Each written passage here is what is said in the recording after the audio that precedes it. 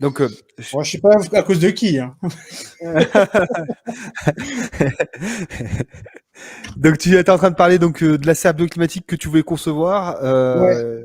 Oui, Bah, en fait, on a tout le quai le long de la maison, là, et l'exposé plein ouest.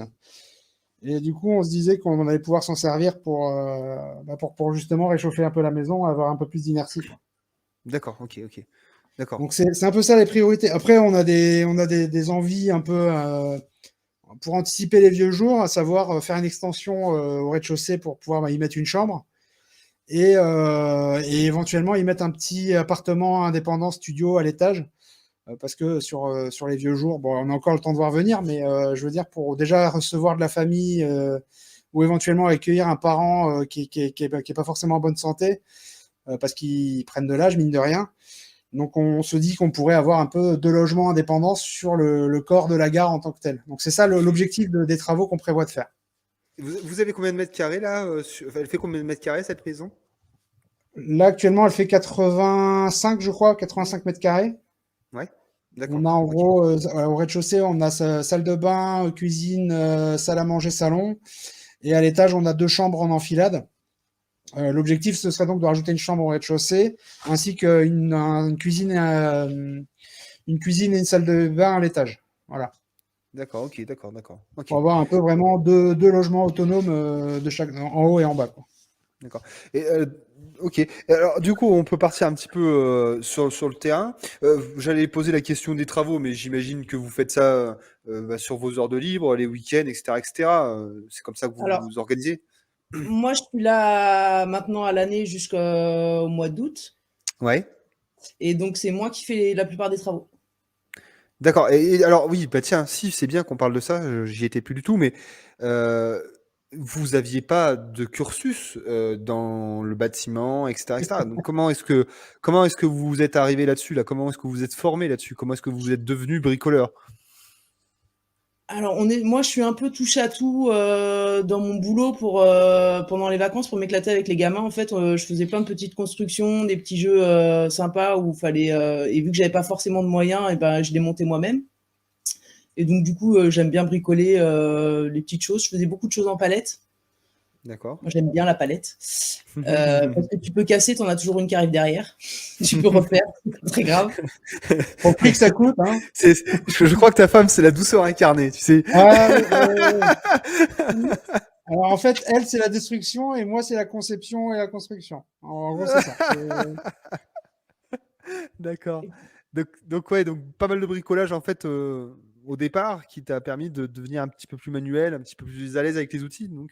Voilà. Et après, bah, on a regardé un peu des tutos YouTube, comment faisaient les autres. J'ai demandé à des maçons, à des choses comme ça, à des gens comme ça pour savoir comment ils se débrouillaient. J'ai mon frère aussi qui retape sa maison. Donc Ouais. lui qui est très bricoleur. Lui, il fait plein de choses aussi. Donc du coup, il m'a donné deux, trois conseils. Et puis après, il faut se lancer, quoi. Hmm. Et toi, Grenaz, pareil, tu Alors t'es lancé. moi pas du tout. À la base, on m'appelle Pierre Richard si tu veux. Donc Ah, moi d'accord. et les manipulations, je suis pas très doué. Après, je suis quelqu'un de très curieux qui a une bonne capacité d'adaptation et je suis quand même assez bon dans le système D et l'apprentissage. Donc ça va. En fait, on est assez complémentaires parce que moi je suis plus sur la conception, la réflexion, etc. Et du coup, on s'en sort bien, quoi. On arrive à avancer ensemble. Ouais, vous êtes Pour bien le coup, complémentaires. je m'en sors quand même, c'est-à-dire que j'arrive quand même à reproduire à reproduire assez bien les choses quand je les apprends et que je les approfondis. Là, par exemple, le prochain chantier sur la serre bioclimatique, je vais me lancer un peu dans tout ce qui est tonneau mortaise, les charpentes, etc. Donc, j'y connais strictement rien aujourd'hui à l'instant T. Hmm. Maintenant, Mais j'essaye de me renseigner, j'apprends, je regarde des vidéos, j'essaye d'acquérir les termes techniques, d'apprendre à dessiner les choses, d'avoir les mesures, de récupérer le matériel qui va bien. Et bon, le jour où je suis prêt, bah, je me lance, quoi. d'accord. Et justement, la question matérielle, parce qu'on a compris quand même que bah, vous aviez plein de travaux, vous en avez déjà fait pas mal. Question outillage, est-ce que vous êtes équipé comment? Tu m'as dit tout à l'heure qu'il y avait pas mal d'entraide, de prêts, etc. Vous avez fait des investissements? Vous louez? Comment ça se passe, la question matérielle? C'est facile, moi, quand j'ai un cadeau à offrir à Binous, je lui offre un outil. Voilà, Une il y en a un masse. qui a fait des bouquets de fleurs. Une Moi, je lui masse. offre, bon, la dernière fois, je lui ai offert une quoi, Une raboteuse dégauchisseuse. raboteuse dégauchisseuse. Bon, elle a tenu 2 Wow, jours, ça, c'est un beau malheureusement. cadeau, ça. Ouais, Ah, c'était. malheureusement, elle a Mais... tenu 2 jours. Bon, bah Ah voilà, c'est la vie. merde. C'était un outil stationnaire ou c'était comment ça se présentait comment cet Ouais, outil-là? c'était une station, Ouais, ouais. sur table, quoi. Ouais. D'accord. Et donc, du coup, mauvais achat alors? Tu peux nous dire la Bah, marque qu'on l'achète normalement, pas? pourtant, j'avais pris le milieu de gamme, tu vois. J'étais parti en me disant, bon, on va investir un peu quand même. Ouais. Faut pas non plus faut que ça tienne la route. Malheureusement, la deuxième utilisation, il y a une barre en dessous qui s'est tordue et qui est venue se taper dans la lame de raboteuse. Et du coup, bah, Ouais. ça a flingué le moteur et flingué la lame. Et bon, du coup, on leur a renvoyé. Ils nous ont dit, ah ben, on peut pas la réparer. Donc ça va, été sous garantie, ils nous ont remboursé. D'accord. Mais voilà. Donc du coup, C'était. oui, on s'équipe en fait au fur et à mesure en fonction des éléments dont on a besoin, quoi. D'accord. Il y a eu la perceuse, il y a eu. On a commencé simple avec une boîte à outils et une perceuse, quoi. En gros, c'est la base. Donc, bien Après, sûr. on a eu des marteaux, des tournevis, des scies, après, on a eu aussi les outils qui étaient restés sur place quand on a acheté la maison. On a récupéré pas mal d'outillage de jardin manuel. Mhm. On a eu investi rapidement dans une débroussailleuse qui fait aussi rotofil. Ouais. Donc alors ça, c'est marrant parce que Binous, pour se détendre, elle passe le rotofil. C'est C'est son marrant, truc. on a les mêmes passions. C'est cool. Bah, c'est Ouais, pas toi ça me qui détend. travailles, c'est la machine. Oui, oui, non, mais c'est ça. Eh oui, oui. Tu te promènes dans le Et, jardin. et alors, du coup, là, donc j'ai compris que vous investissiez au gré des besoins et des chantiers dans l'outillage. Pour justement, là, comment est-ce que vous organisez? Parce que c'est important, ça, la logistique au cours d'un chantier. C'est difficile d'avoir en même temps dans la pièce où tu vas travailler les matériaux et l'outillage. Est-ce que vous êtes aménagé un petit atelier, une petite cabane de jardin, un coin, une annexe qui vous permette de stocker le matériel hors du chantier? Comment est-ce que vous organisez là-dessus? Alors, bah, on en revient un petit peu à la visite du terrain et de la maison dont on parlait tout à l'heure. C'est qu'en fait, on a pas mal de dépendances autour de la maison. Ça, c'est bien, ça. Ouais. Donc déjà, pour décrire un petit peu le terrain, on a le chemin d'accès de la maison qui longe les rails. Ensuite, on a une première partie qui est la partie potager avec maison et 4 dépendances. Sur les 4 dépendances en question, elles font toutes en gros entre 10 et 20 mètres carrés, quoi. Et c'est fait comme c'est fait, quoi. Comme ça a été fait à l'époque et voilà. Là, je te vois comme je te pousse. Voilà, on l'a acheté comme ça et bon, il y avait déjà 4 dépendances. Donc, en gros, vu qu'elles sont déjà existantes, je peux les refaire à l'identique. Donc ça, c'est pratique parce que au fur et à mesure, en fait, on va les retaper une par une. Mais bon, c'est pas la priorité. Enfin, c'est une question de priorité toujours. De toute façon, les travaux, c'est toujours ça. C'est comment tu priorises tes difficultés, quoi. Donc là, dans les 4 dépendances, on en a une où on a stocké des objets qui sont réutilisables, tels que des vieux Velux, des meubles de cuisine, des tuyaux de PVC, des tuyaux d'évacuation, ce genre de choses. Il y en a une où on a mis tout ce qui est potager, paille, ruche et clapier en béton. Mais celle-là, elle n'est pas spécialement utilisable parce que justement, elle est pleine de courant d'air. Il y a une dalle béton qui part en live par terre. Il y a la toiture qui commence à yoyoter un petit peu. Oui, et puis il faut mesurer 1,20 m pour rentrer dedans. Ouais, c'est ça. En plus, la toiture est un petit peu basse, quoi. Donc ça, c'est pareil, c'est des choses qu'on va remettre en place a posteriori, quoi. Il y a une autre dépendance qui est une sorte d'établi où on l'a retapé en tout cas en établi en palette. Il y a une vidéo sur la chaîne comme ça où on a retapé la cabane qui servait à stocker du vieux bois. On a mis de la palette tout autour et on y a mis un peu notre établi et un peu tout notre outillage, quoi. D'accord, ok. Et enfin, on en a une autre qui est une cabane une sorte d'appentis où on stocke tout le bois de chauffage et les vieux pots de confiture et les conserves vides, quoi. Voilà. D'accord. Et donc ça, tout ça, c'est autour de la maison ou à 10 mètres de la maison grand max, quoi. Donc c'est quand même important là du coup. Enfin, moi je suis convaincu, mais les dépendances, ça vous aide bien pour la logistique, le stockage et l'organisation, quoi. Mais c'est même presque pas assez, quoi. On a le garage à coller. Oui, il y a le garage, ouais. D'accord. Ouais. Et on a le garage. Bon, le garage, il est en tôle d'amiante, hein, donc va falloir qu'on le dégage. Mais pour l'instant, il nous rend bien service le temps des travaux. Donc on va le garder jusqu'à ce qu'on ait besoin de s'en débarrasser, quoi. D'accord. Vous avez commencé à mettre des choses en place sur ce terrain de 1000 mètres carrés. Je veux dire, tu sais, ce qu'on entend souvent, et puis c'est un peu dans le nom de ta chaîne, permaculture. Ce qu'on entend souvent, c'est planter des arbres fruitiers dès que vous arrivez. Ils étaient Est-ce que vous déjà avez... là. Ah, ils étaient déjà là. Ah bon, bah, Ouais, c'est et bien. Ouais. on a 3000 mètres carrés. Hein. Ouais, alors on a Ah, 3000 mètres pardon, carrés. pardon. Là, je t'ai décrit les Ah, mais 1500 d'accord. mètres carrés, c'était le chemin et la maison avec les 4 dépendances. Oui. Et en fait, tu passes une haie de tuyas. Et derrière cette haie de tuyas, tu as 1500 mètres carrés de plus qui finissent en pointe en fait le long des rails. Et là où on a le poulailler, on a les arbres fruitiers, on a encore une dépendance qui est adossée à celle avec les clapiers qui permet de stocker. Bah, nous, on s'en sert pour stocker des vieilles planches de bois, des lambris, ce genre de choses, ou alors des ouvrants qu'on a réussi à récupérer, genre des vieilles fenêtres ou des vieux volets. Mhm. C'est là aussi qu'on a une bétonnière. Enfin, on peut abriter quand même des choses, mais cette dépendance-là n'est pas du tout étanche. Il y a la toiture qui est complètement foirée et du coup, elle fuite partout. Donc, c'est pas idéal. Et donc, tu continues comme ça. Donc, tu as les tuyas, ton poulailler, ta dépendance. Et dans le fond, du coup, on a les fruitiers. Et dans l'enfilade des fruitiers, c'est là qu'on va avoir la yourte. Et derrière la yourte, on a encore le fond du jardin où là, on a tous les arbres à fruits secs, tels que les noisetiers, les noyers. On a aussi des érables, on a un chêne. Et c'est un peu une zone qu'on laisse un peu sauvage, mais elle fait quoi? Elle fait du coup 100 mètres carrés, cette zone-là. Donc, c'est une mini-forêt, quoi. D'accord. Ouais, donc ouais, 3000, enfin, vous avez fait un bel achat quand même, hein, parce que Ouais, ouais, bah oui. c'est pas cher pour la surface de la maison. Enfin, je connais pas vraiment les prix des marchés, mais ça me semble pas, Ouais. ça me semble pas dingue au vu des dépendances de la maison et de la superficie du terrain, quoi. Enfin, Ah non. c'est quand même bien, hein. Déjà 3000 mètres carrés proche de Paris. Ça me paraît énorme, quoi. C'est plutôt cool, carrément, quoi. Ça vous, et Ouais, puis ouais. enfin, ça vous permet quand même beaucoup de choses, hein. 3000 mètres carrés, il y a beaucoup de gens qui en rêvent, hein, d'une telle surface, hein. C'est d'ailleurs même pas très commun, hein. La plupart des gens se Non. contentent de surfaces aux alentours de 1000 mètres carrés, voire inférieures, hein. Ah, on est bien d'accord. Ah non, mais c'est Et clair qu'on a eu de la chance. En fait, on était les premiers à visiter la gare et on était les seuls, en fait. d'accord. Et ça, et alors, enfin, c'est pas péjoratif encore une fois, mais donc vous étiez dans des appartements, Mm. enfin enfin voilà, comment je vais amener ça? Mais ça vous est pas peur là justement là d'arriver sur des surfaces aussi importantes à entretenir? C'est du boulot, 3000 Bah mètres non, carrés, faut les tenir. Mais on non, avait on fait de regardé la l'archipel, permaculture. alors. On laisse tout Voilà. pousser comme on Oh là veut. là, mais commencez pas comme ça là. Non. Ah, mais on est arrivé comme ça. Hein. Non, mais oui, on est arrivé un peu comme ça. Et Eh ben vas-y, bah, ça m'intéresse quand même de savoir justement avec quel état d'esprit vous êtes. Ça m'intéresse. Sans rentrer dans le clash, on va être non, bien tranquille. sûr, non, Pas non, du c'est tout. pas ça Nous, qu'on on est Mais cherche. arrivé, on a dit, Non, non, mais c'est effectivement ça. On a été bercés, quoi. Ouais.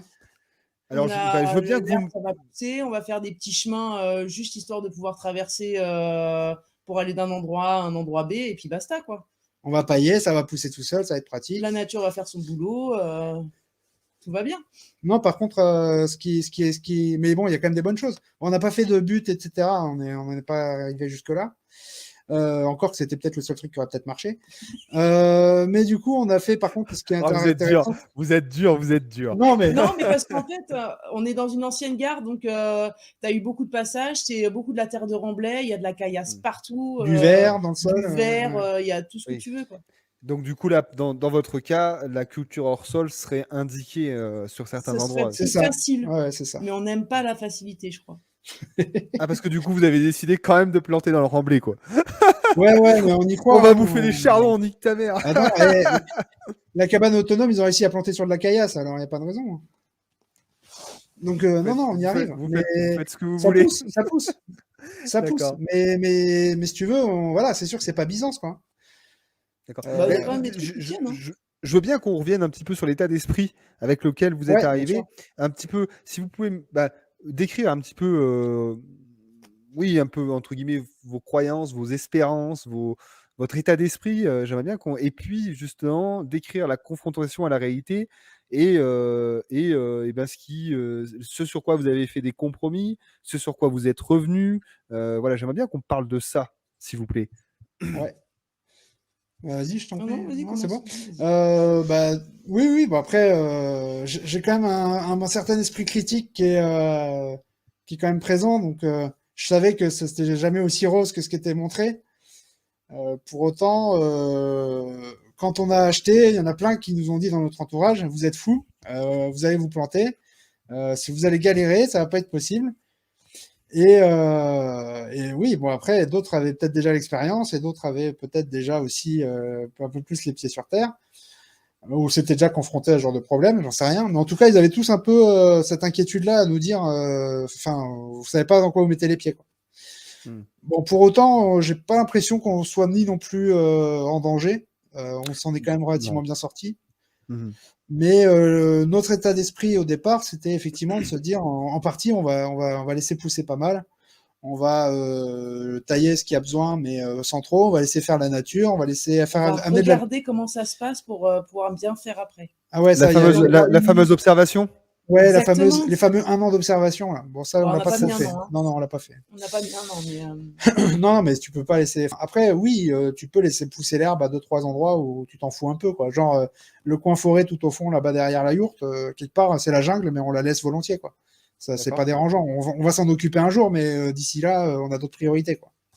D'accord. Donc en fait, c'est un peu ça. On fait zone par zone au fur et à mesure qu'on avance. Et au fur et à mesure qu'on avance, bah, comme tu dis, on terraforme quelque part la zone sur laquelle on travaille. On la met à notre image. Et une fois qu'on l'a mise à notre image, on essaye de la maintenir comme ça.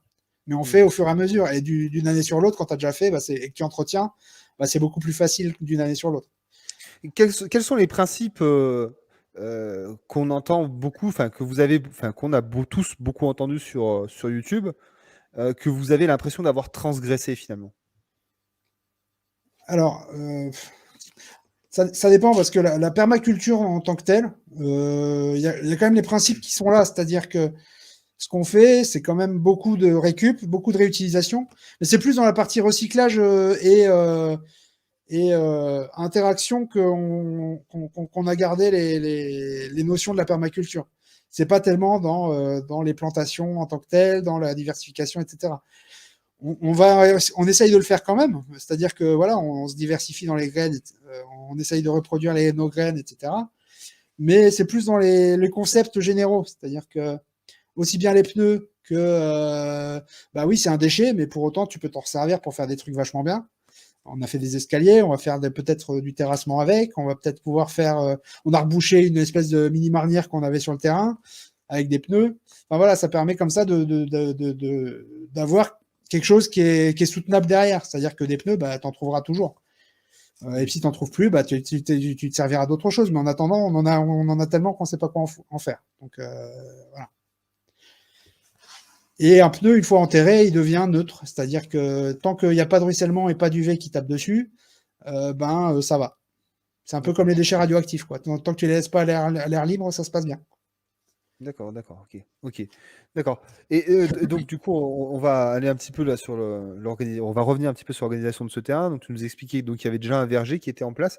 Vous avez combien d'arbres Ouais, fruitiers verger, on va vite, hein. Il y a trois pommiers, il y a un noyer, il y avait 2 merisiers, il y en a un qui est mort, il y a un prunier, pêcher, cerisier. merisier, ouais. Non, Ouais, non, cerisier, ouais, ouais. cerisier. Après, on avait déjà du thym, enfin, pas du thym, du romarin, de la rhubarbe, de la sauge. Enfin voilà, il y a pas mal de plantes déjà vivaces sur le terrain, donc ça c'était intéressant aussi de les avoir déjà sur place. On a un terrain à ciboulettes. Ouais, la ciboulette elle pousse toute seule, l'origan aussi. D'accord. Ça nourrit pas, mais ça agrémente. Ouais. Ouais. Et du coup, là, est-ce que vous avez entamé un potager? C'est quelque chose dans lequel vous vous êtes lancé ou vous vous concentrez plus sur les travaux et ça, vous l'avez laissé de côté? Alors, on s'est lancé dans le potager au moment du confinement, en fait. Ouais. Déjà, on a emménagé dans la maison à partir du confinement. C'est-à-dire que quand il y a eu le confinement du Covid, moi je travaillais plus sur Paris et elle bossait plus non plus. Donc on a dit, bah écoute, c'est le moment, vas-y, on trace à la maison. De toute façon, quitte à être enfermé, autant être à la campagne, quoi. Donc ça a été un peu l'exode rural à ce moment-là, enfin l'exode urbain, pardon. Et on a vécu notre meilleure vie, quoi. Hein. Enfin, je pouvais faire un feu de camp dans mon jardin, moi qui suis un peu pyromane sur les bords. Non, mais c'est vrai, tu peux pas. Enfin, j'ai toujours vécu dans mon passé des moments où, quand tu es autour d'un bon feu, bah, tu passes forcément un bon moment, quoi. C'est soit les fêtes, soit tu es entre amis, soit tu es au bord de la plage en train de faire un feu de camp, soit tu es en train de traumatiser les enfants dans les Alpes. Enfin, voilà. Je te dis ça parce que j'étais animateur dans ma jeunesse et que Ça fait des colos, d'accord. Ouais, et en colo, j'ai traumatisé des enfants. D'accord. Ok. Super expérience. Ouais, non, mais faudra que je raconte l'anecdote. Je ferai une vidéo dédiée là-dessus à l'occasion. Ok. Non, mais du coup, on a commencé à élaguer un petit peu parce qu'on avait pas mal de prunus et le prunus, c'est quelque chose de sympathique, mais ça a des dents, quoi, ça a des Ouais, ça pieds a des pics. Hein. qui Ah, t'es autonome en cure-dent avec ça. Hein. c'est ça. Et on en Ouais. avait pas mal partout, donc on a commencé à les découper. Et vu qu'on pouvait pas sortir pour aller en déchetterie, et du coup, on s'est fait des haies mortes. Donc on a commencé à faire des séparations pour le vent, les choses comme ça, et séparer les coins potager, maison, jardin. Ouais. On a installé pas mal de petites choses comme ça. On s'est installé une serre, on a creusé une mare, on a fait de la récup d'eau avec on a fait pas mal de récup d'eau. Ouais. Parce qu'on avait des Bon, bidons de 1000 litres là, c'est pas des bidons, mais. ouais, c'est Des plus de IPC. 200 litres. Hein. Ouais, des IPC. Ouais, D'accord. ouais c'est ça qu'on a. Ouais. On n'a pas de cuve enterrée. La seule cuve qu'on a enterrée, c'était la fosse septique qui était sous les toilettes publiques de la gare. Parce que vu que c'était une gare publique, on a des toilettes publiques. Ça, c'est vachement sympa. Et du coup, on a une fosse en dessous, une fosse septique qui faisait 11 000 litres quand même. D'accord. Donc elle a été Ah oui, nettoyée, curée. D'accord. Et Et vous vous en servez pour stocker de l'eau alors? Ou vous en servez Alors, pour voilà, quoi? bah, on n'a pas eu le choix que de faire le tout à l'égout. Donc là, c'est pareil, c'est grâce au voisinage et au contact qu'on a réussi à s'en sortir pour pas trop cher, parce qu'il y avait quand même les 200 mètres de terre de chemin à remonter, plus la pompe de relevage. Donc là, c'était mini-pelle et tout ça. Donc les deux premiers devis partaient sur 11 000 ou 12 000 euros. Et au final, par les contacts, les amis, les machins, on a réussi à s'en sortir à 4 000 euros, dont 3 000 euros d'aide subvention. Cool. Donc au final, on s'en est sorti pour 1 000 euros à faire le raccordement tout à l'égout, alors que ça aurait dû coûter 11 000. Quoi. Ah, bien joué, bien joué. Et Ouais, du coup, donc cette fameuse cuve là, vous la bah, réutilisez du coup, on la remplit régulièrement avec les récup d'eau qu'on peut faire à droite à gauche. C'est On ça. a des bidons qui sont reliés sur les gouttières. Et donc les bacs à eau, je les vide régulièrement avec un tuyau dans la fosse. C'est ça. Ah d'accord, ok, d'accord. Donc pour l'instant, il y aurait moyen de raccorder justement les toitures directement ou c'est pas C'est faisable? ce qu'on va essayer de faire. Oui, oui, c'est faisable. C'est faisable. D'accord, ouais. C'est Parce qu'on se met des tuyaux faisable, mais flottes. pour l'instant, c'est plus un projet qu'un réel Ce fait. sera Ouais, mais faisable en j'imagine. fait quand on aura fini plus ou moins la maison et qu'on Oui, débarrassera le garage, qu'on aura fait eh notre oui. dépendance pour débarrasser le garage en fait.